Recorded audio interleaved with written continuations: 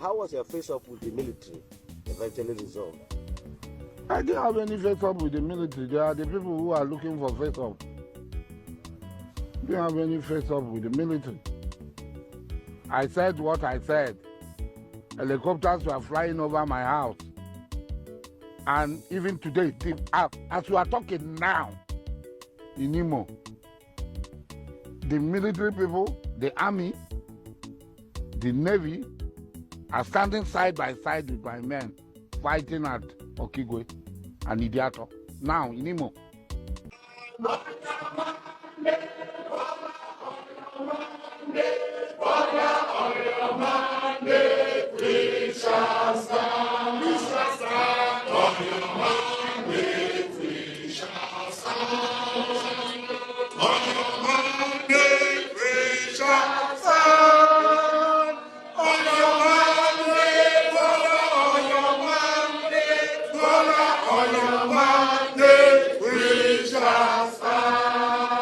Ọ dị mma ọkwụrụ anụgo ihe si ndị a n'ọnụ wee na-apụta ọnụnụ ihe ha na-agụ n'egwu mana nsogbu adịghị akara m isi na ikekwa na ihe a bụ okenye ndị si n'ala Igbo mana abịara m bịa tụlee ma lee bịa cheta na ọ bụgodị onye ahụ eji agụ egwu a ha na-agụrụ egwu a na asị na ọ bụghị maka ya anya karị mana o nwere ihe dịka ndị fake bishop n'obodo a bụ Nigeria maka ọ bụrụ na unu ga-echeta mgbe ọ na-akwado ịbanye n'ọkwa ọ nọ n'Igbo a o nwere mgbe a gara chịkọọ ma ndị n'ebe ha nọ na-edezi ụgbọala achịkọlata ha ekpoje ha akwa ndị ụkọchukwu ha yiri asị na ha bụ ndị bishọp na ndị bishọp ha kwadoro ya nke a meziri m ji aga m abịa isi na ndị okenye nọ n'ala Igbo akwadoro ya mana agbanyeghị ndị a mere ihe a bụkwa ndị okenye mana ama m na ndị nke a abụghị ndị e nwere ike ịgụnye na ndị okenye n'eziokwu eziokwu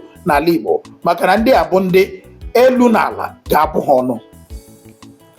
Ndị a bụ ndị ọ ga-abụ ụmụ ha ga-anọ n'ihere ụmụ ha ga-anọ n'ihere mgbe ọbụla echetara ihe banyere ndị a. Lewanụ ndị apụta echi ugbu a sị ndị okenye nọ n'ala Igbo ya bụ na ụdị ndị a ihe a bụrụ mgbe ha ka na-ere ohu ihe ọ bụrụ ndị ekwesịrị irefu erefu. Lekwa ụdị ndị butegere ndị Igbo mụ na gị ihe ihere mana nsogbu adịghị ihere a na-eme onye ara onye ihere na-eme bụ nwanne onye ara. Ndị Igbo ji wee na-asị onye ya na-agba ajọ ori ọkụ iku anya na-akọ ya. Eji m nke a wee na-anabata gị n'oge gwa m okwu na Ogene TV m cheta n'aka bụ onye nke gị nna ya Ojemba Gaddafi orinne nwa nke izizi ndị ọzọ na-erikwa. Aha m efula aha ndị Igbo efula ihe ọ sọrọ ndị agavu a mee ihe ọ sọrọ ndị efulefu a mee ihe ọ sọrọ ndị sabu a ha mee ihe ọ sọrọ ndị okenye aghụghọ a Chukwu ga-abụ ọnụ ala Igbo ga-ama ikpe ihe ọ sọrọ ha mee aha m na gị agaghị efu aha ndị Igbo agaghị emebi ọ gaghị efukwado. Dịka m pụtagoro na ọnọkọ nke ụbọchị taa o nwere ihe ole ma ole m ga-emetụ aka na nkeji ole ma ole. Chetakwa na agwago m n'ọnọkọ asị Methuselah's old age has nothing to do with Solomon's wisdom. Ọnya ka ndị Igbo ji wee sị okenye nwụsịrị na mba ụmụaka ejidezi udele kpọọ ya egbe mana okenye abụghị ụdị ndị a. Mgbe ụfọdụ ka ndị Igbo na-asị okenye adịghị mma ịkọ na mba mana okenye bụrụ ụdị ndị a m gosiri unu ugbu a biko ha akọ anyị onwe ha eji ndị eme. Na-atụfughị oge na ka ụbọchị taa o nwere ihe m ga-achọ ka mmetụ aka ma gosikwa unu ka onye kwuru ya si wee kwuo ya. M ji wee na-agwa unu na ọ bụghị so onye nwụrụ anwụ ka a na-aṅazi olu onye dị ndụ a na-aṅazikwa ya olu. Emetụkwala m ihe metụtara okwu aka n'ọnụ ka ọ bụ na ichi ya azụ kirie ndị m gosipụtagoro egosipụta mana nwanne ya nwoke a kụziri nke ya n'ụzọ ọzọ dị iche. Unu ga-anụrụ ka o si metụta aka na ihe banyere okwu onye ndu na-abịa na nso nso a n'ụlọ ikpe obodo a bụ Naijiria nakwa ndụmọdụ o nyere ndị bụ ndị na-ekwuchite ọnụ ya ya bụ ndị lọyas ya. O nwere ike ha amachakwa ụdị ihe a nwee ike ha amaghị mana ikwu amaghị ibe ezi ya.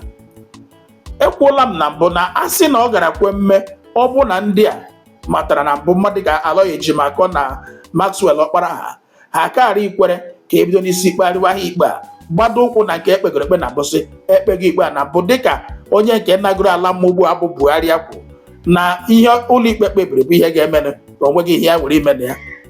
Ebe a ka ha kadịrị gbado ụkwụ sị ụlọikpe kpebiziela, gịnị bụzi nke a?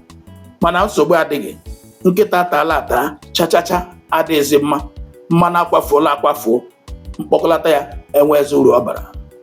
Kama na ndụmọdụ ha na-enyezi ugbu a bụ nke ha nwere ike ime na nso nso n'ụlọ ikpe a na-aga n'ụbọchị ikpeazụ asị ụbọchị ahụ ka okwu a ga-ebe, ụbọchị ahụ ije ga-ekwe ọgụga ya ekwọlụla, ihe dị abụọ otu ga-emerịrị. Ọkwa ndị Igbo bụ ndị na-ekwu okwu sị agba mbụ ọtọ n'ogwe, agba abụọ ọtọ n'ogwe, ọ na-abụzi ogwe ka ekwere akụ. Na nso nso a bụ egosiri m ụnụ ebe otu nwanne anyị nwoke bịara kwuo okwu, mana o kwuru nke ya kpọọ aha ndị ọsị bụ the most useless politicians enwere n'ala Igbo. Ọ kpọrọ ha aha. Ka nke aha gasịrị, tata aga m egosikwa ụnụ ọzọ n'ọnụ otu onye na-abụrọ dị nwa afọ Igbo, iji gosi na ihe Okeke fụrụ tie, Okafor afụghị ya wee tie, na ihe onye ukwu na-ekwu onye nta na-ekwu na ọ nwere ike ịbụ eziokwu. Ndị oyibo ji wee sị gị in every rumor there must be an atom of truth. Ihe a onye ukwu na-ekwu onye nta na-ekwu, gị were ire gị gụọ eze gị ọnụ, were duka uche gị tụlee ma lee, ị nwere ike ịfụ na eziokwu dị ya. Nke taa onye nke a kwuru ya gbawam hooha na the most useless politicians enwere n'obodo a bụ Nigeria si na mpaghara ndị Igbo. Ifugodi aha mmadụ ole ma ole butegere ndị Igbo. Tata unu ga-anụrụkwa ya. Ka unu na-anụrụ, unu ewerezie eduka uche unu na-apịkọ na-ele ndị kpọrọ nwa ndị political class nọ n'ala Igbo, ma ndị South East governors, ma South East senators, ma South East reps. Gị lee ndị a niile, gị werezie eduka uche gị tụlee ụdị agwa ndị ha kpagorola, ma nke ha na-akpa taa, ụdị okwu ha ekwugola na nke ha na-ekwu taa. Gwazie m ma ihe onye a kwuru o nwere eziokwu dị na ya. N'agbanyeghị, amakwara m na abịa n'ime ha, a ga-aghọta otu onye maọbụ abụọ ndị nke enwere ike ịsị na ndị a bụ ndị pụrụ iche, ndị a bụ ndị enwere ike ịsị a sị na ọ bụghị ndị a, ya karịa ịgụkọ ndị a niile ọnụ. Mana nke bụ eziokwu bụ na ọnwụkwa na uru ọ ga-aba ma ọ bụkwa na ịsịwa na anyị nwere ndị bụ ezigbo mmadụ na ihe banyere politiki n'ala Igbo, ebe ọ ga-aba abịa na 100% ahụta ihe dịka 5% bụ ndị ọma, 95% ka ekwana uru ha bara. Ihe m na-ekwukwa n'ọnọkọ a nakwa nke a m gosiri m ji wee malite ọnọkọ a taa, ya bụ ndị nke a elu ga-abụ ọnụ, ala abụọ ha ọnụ, kpọrọ nwa ndị okenye n'ala Igbo.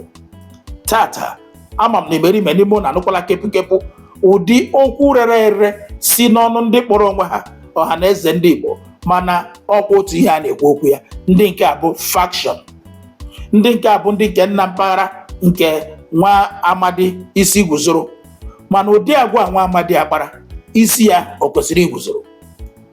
Ha wepụta mepee ọnụ si ka a hapụkwa inwe nwa afọ Igbo ọbụla ga-apụta wee sị na ya na-adọ ndọrọ ndọrọ ọchịchị na afọ 2027. Mana mgbe ahụ ọ nọ na-agụ ọnụ mmiri na-ekwu eri ihe a n'ihi na afọ jugu ya akpa, ya echefu akwanụ ma ọ bụkwa na ọma, ma n'ihi na gịnị, ọta ga-amụ ebele jidezi ibi ụgwọ. O kwezi ekwu ma ọ bụ okwerezi aghọta na abịa n'obodo a bụ Nigeria, ihe ndị politicians na-agụ bụ North na South. Mere ejiri mgbe e meziri ha sị na ọ bụ sọ njọ na ọ chịala ọ bụ South, na ọ ga-agabe ha Buhari achịa North, asị ahụ ga-eme gịnị, ọ ga-abịaghachi South.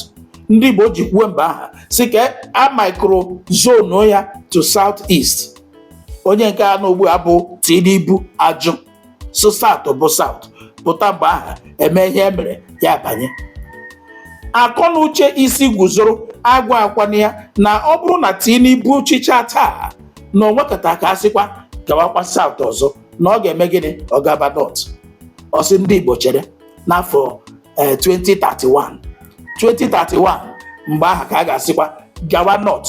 Mgbe aha ka ọ ga-ezuzuruzi pụta si ndị Igbo ngwapụta na bịa dọwa ọchịchị. N'agbanyeghịkwa na ebe okwu anyị nọ, ebe anyị gbadoro ụkwụ bụ ebe onye ndu Nnamdi Kanu gbadoro ụkwụ na ihe banyere obodo a bụ Naijiria. Kamgbe anyị kwere nwa akpụrụ otiledochi, ihe na ọkụ na-eluzi anyị ilu na obodo a adịghịzi anyị mma n'ahụ. onye ebe ọ nọ na-adịghị mma ya anọgharịa, si ka anyị nọgharịa. Ndị ajụ ebe ha nọkwa na anọ achọghị ịnọdị. Mgbe ụfọdụ a na-agwa ụnụ na onye ndu Nnamdi Kanu bụ prọfet, onye ozi Chineke zitere si ndị Igbo, imerime ndị mmadụ anaghị achọ ịghọta ya.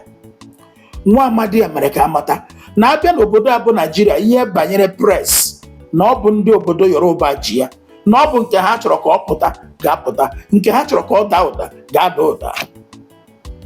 Mana agbanyeghị, ekene dịrị Chineke taa na-enweghị soshal midia, onye kwuru nke o kwuru a ga-anụ ya.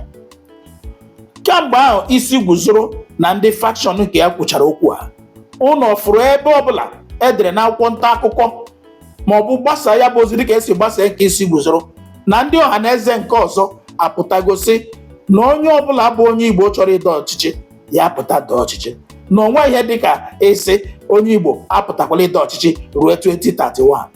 Ụnọ nụrụ ya. N'ihi gịnị? Ndị obodo a na-akọntrolu pres. Nsogbu adịghị. Ọkwa ya bụ ihe m na-agwa ụnụ na onye akpọrọ ụgwọ gbuo agụ asị na o gburu na were de. Otu ihe ọzọ m ga-egosikwa ụnụ obere ebe a taa bụ nke si n'ọnụ otu onye nwa amadi bụ onye ozi Chineke wee pụta nyere ihe banyere ụlọ ikpe obodo a bụ Naijiria nakwa ọnọdụ onye ndu Nnamdi Kanu. Mana agbanyeghị, agwara m na m egosi ụnụ otu ndụmọdụ nwa amadi nwafọ Igbo nyegoro taa nyere ndị otu na-ekwuchi ọnụ onye ndu Nnamdi Kanu n'ụlọ ikpe a na-aga. Mana abịakwa ha sị gị ụlọ ikpe kwuo, ha ga-ege, mana ụlọ ikpe kpezie ọlara ha ebugharị ya. Ka ọ dị ugbu a, ụnụ ma asị a na-ama atụ ife dị ọ dị ka ọ nọ n'ọrụ, mana gị wefe aka azụ ga-afụ ya. Ka m gosi ụnụ ụmụ obere ihe ole ma ole ndị a m chọrọ igosi ụnụ ebe a taa, ka ụnụ were anya ụnụ kirie, were ntị ụnụ wee nụrụ. Mana otu ihe ị ga-emere m dịka nwa afọ Igbo bụ, ọ bụrụ na tata bụ izi na-ekiri ọnụkọ abụ Gwa m Okwu na Ogene TV, biko gbaa mbọ metụ aka ebe ahụ edere sọskraịbụ. Ya bụrụkwa na o tego mụ na gị mekọwara ihe, gbaa mbọ tụsaa ozi a, shia ya ka imerime ndị ọzọ fụ, maka ọ na-abụ ọnụ kwuo ntị kwesịrị ịnụ anụ, mana ọnụ kwuo ntị anụghị, ọ dị ka mmiri awụrụ n'elu okwute. Ka m gosi ụnụ ihe ndị a ka ụnụ kirie ha, ka m chiata azụ. Nna anyị Maazị Ozimba, ụtụtụ ọma Gaddafi. Ụmụnna na-ekwu, onye a na-akpọ ụmụnna n'ụkpọ, ọ bụghị ụmụnna nwezuo akụ n'ụkpọ, aka na-anya tipa ojaja eme ọgọ. Akwana ka nkene gị na ọgwụ Jeximor ị na-akpọ miracle in the bottle. Really, eziokwu, miracle in the bottle ka ọ bụ. Enwe agadi nwaanyị be anyị n'ụkpọ anaghị akpụga so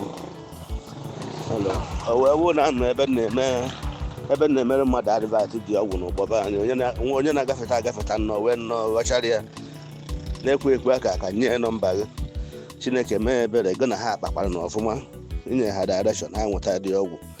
Bọtụrụ na-abụ ka nwaanyị ṅụrụ ọgwụ manie pụọ m na-ekene m nna ekene asif n'ọmụ gotere ma na ama nna m na maka na ụmụazị iri ụzọ ngwesịkwazie ka mgbichitakwaziri ugbe ekene ndị emeghi nne na ọgwụ ahụ eziokwu miracle in the bottle eziokwu. So ndeme ekene dịrị gị, ụtụtụ dịrị gị mma my brother, my father. Thank you very much, sir. Bye bye. Ọrịa oyiri dibịa ọgwụgwọ, ọrịa oyiri dibịa ọgwụgwọ. Now wetin be the name of that sickness wey don introduce you to plenty doctors, still yet no result? Jeximor, e go treat am one hand. Na before dem talk say some sickness na obirinajaọcha, but now Jeximor, whether na cancer o, fibroid o, stroke o, or you be man, your King James no dey respond well. No worry yourself, make you use Jeximor natural product because e no dey fear any sickness at all. No let that yeye sickness send you to early grave. My brother, no grief any sickness o. No allow anybody deceive you. If no be Jeximor natural product, no drink am at all. Ọrịa oyiri dibịa ọgwụgwọ. Jeximor, e dey work, we dey see am. On the matter between Mazi Nnamdi Kanu and the federal government of Nigeria, judgment on that matter will be delivered on the 10th day of October 2025. And on that day, two things. One will happen. either that Justice Omotosho releases and acquits Mazi Nnamdi Kanu, or he rejects the no case submission submitted by his lawyers on that day. Either of the two will happen. And I want to say this, please, honorable gentlemen of the bar, Mazi Nnamdi Kanu's lawyers, I want to beg of you and suggest this. If for any reason Justice Omotosho and the federal government of Nigeria decides to hold Mazi Nnamdi Kanu any further beyond the 10th day of October 2025, you people should honorably walk out of court in protest. Because everything that has been tendered in court shows that Mazi Nnamdi Kanu has no case to answer over the matters they brought against him. So it has reached a point when you people should walk out of court in protest. We cannot continue to be in court with federal government of Nigeria over Mazi Nnamdi Kanu's matter. No way. It cannot continue. If federal government of Nigeria went to Kenya and kidnapped Mazi Nnamdi Kanu and brought him into Nigeria illegally, and that part of the matter is not being treated in the court, nobody is talking about it, and they are talking what people don't know as charges against him, it is awful. It cannot be accepted, and we have done it enough. If the criminality of bundling him, kidnapping him from Kenya and bringing him into Nigeria illegally is not being judged, Nigeria doesn't recognize that. But they are talking about all sorts of things that cannot be understood, and even the masked witnesses could not pick up one thing strongly and say this is an offense committed by this gentleman. Men, we cannot continue. After all, Mazi Nnamdi Kanu has said it, that if they kill him, that will make Biafra to come more quickly. If they leave him alive, Biafra will still come, maybe slowly. Let Nigeria and Justice Omotosho choose the one they want to do. But as for us to continue to appear in court under Mazi Nnamdi Kanu and federal government matter, it will not happen. There is a tendency that they might release and acquit him and then rearrest him under some other flimsy matters. It is as good as that they did not release him. Leave them. Let them hold him. After all, we know it that it is the federal government of Nigeria that is entangled, not Mazi Nnamdi Kanu. After all, you see him always in court, smiling, full of health. Enough is enough. Forget those governors, they are all criminals. The truth is that they are doing for their own selfish gain. That we should obey the court. The court has said this. The court has said that Nnamdi Kanu should be released long time ago. He has not been released. Did they obey the court? The court? All of a sudden you are obeying the court. You are talking about court. You that don't obey the court. Both of them are just, they know where they are fighting. They shouldn't drag us into the mess. Do you know that the most useless set of politicians are found only in the Southeast? The most useless set of politicians are found in the Southeast. You know, I've always wondered, why would we have a politician who is a governor of a state that was once governed by a governor who is adjudged one of the best politicians from the Southeast? Yet, you have somebody who is enveloped by jealousy and consistently try to water down his own brother and colleague and predecessor, openly siding with adversary. It can happen only in the Southeast. Why would you have somebody from the Southeast saying that the only time the presidency should come to the Southeast is if him, I'm talking about Umahi, Minister for Works, that he should be in the forefront? I've come to realize that most politicians in the Southeast are self-centered. They don't think about an integral cohesion that drives the interests of the Southeast forward. No. In fact, most of the politicians, when they talk about Southeast, they think they represent Southeast. Individually, they represent Southeast. Talk about Kenneth Okonkwo. Kenneth Okonkwo came into political limelight because he supported Peter Obi. Now that he feels he has gotten the limelight, he feels he no longer needs Peter Obi. Now he's talking anyhow. I mean, what group of people are these? You know that the country is against the Southeast for no reason. The people hate the Igbos, and somehow your character and your behavior somehow want to excuse this hatred. But you see them, it's all about me. It's all about me. Soludo is thinking about himself. Umahi is thinking about himself. They're all thinking about themselves. Most difficult politician to support is an Igbo man. I can tell you for free that if today Peter Obi becomes president, his biggest opposition will not come from other parties, will come from politicians in the Southeast. Why is this so? This is a call to order to politicians in the Southeast. Some people think I'm doing this thing because I'm looking for favors from the Igbos. But what has been driving my fight is this. If an Igbo man, who is one of the 3 major tribes in Nigeria, can be frustrated to the point of not getting power, then what is my own chance? An Urobo man, a thief man, a Birom man, an Idoma man. I mean, other tribes. So those who have deliberately skewed Nigeria to a button that will be exchanged between 2 tribes must be taught to know that Nigeria does not belong to them. And the only way we can let them know that Nigeria does not belong to them is if we come together. There is power in unity. 1 ant is not a threat. 2 ants is not a threat. But a colony of ants is a threat to any adversary. That's why the greatest men in the Bible studied the ant. The ant colony is the most scientifically organized society.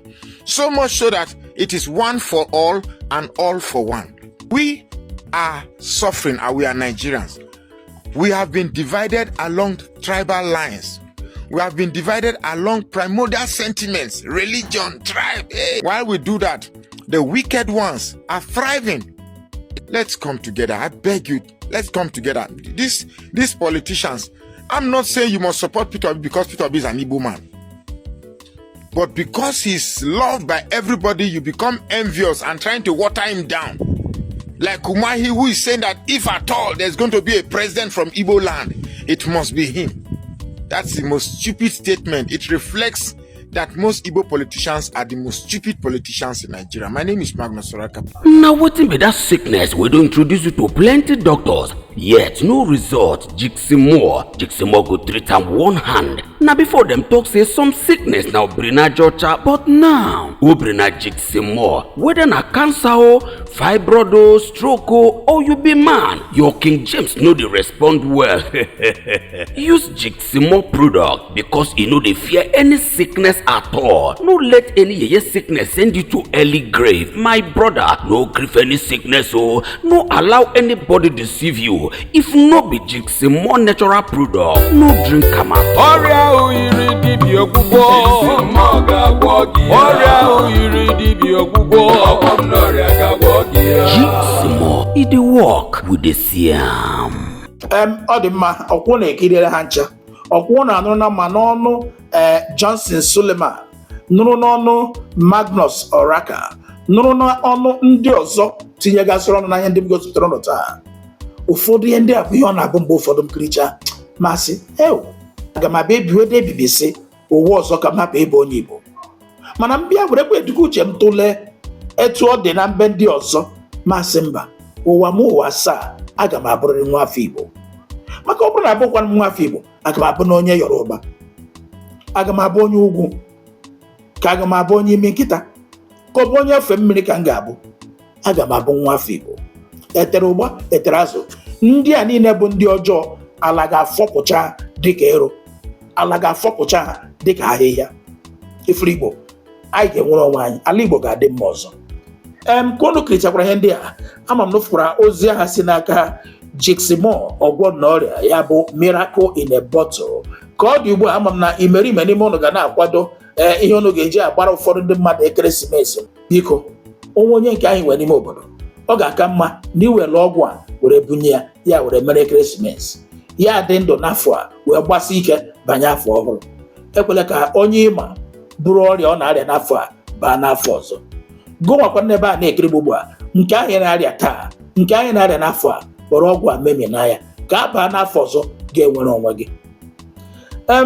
Ihe ya mkpụrụgbu a chetara m ihe mere anyị ji tinye olili nne m na ọnwa Disemba afọ a, maka anyị achọghị iji elimozu maọbụ akwamozu ihe anya mmiri wee baa n'afọ ọhụrụ.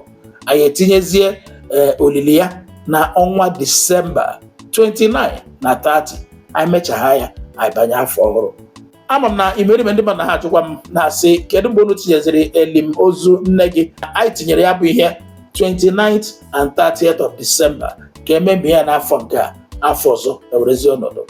Ka ikirichaziri ọnọkọ a taa, onwe ihe ịchọ ka mụ na gị karịa, ọ bụ ihe metụtara Jiximore, ọ bụ ihe metụtara ebe anyị na-egosipụta ụlọ egwuregwu ndị dị iche iche, Gaddafi Nolly TV ma ọ bụ Igbo Nolly TV, lekwa akara ekwentị ndị anọ n'ihu onyonyo gị, zibatara m ozi, jụọ m ihe ị chọrọ ịjụ m, a ga-asa gị ya.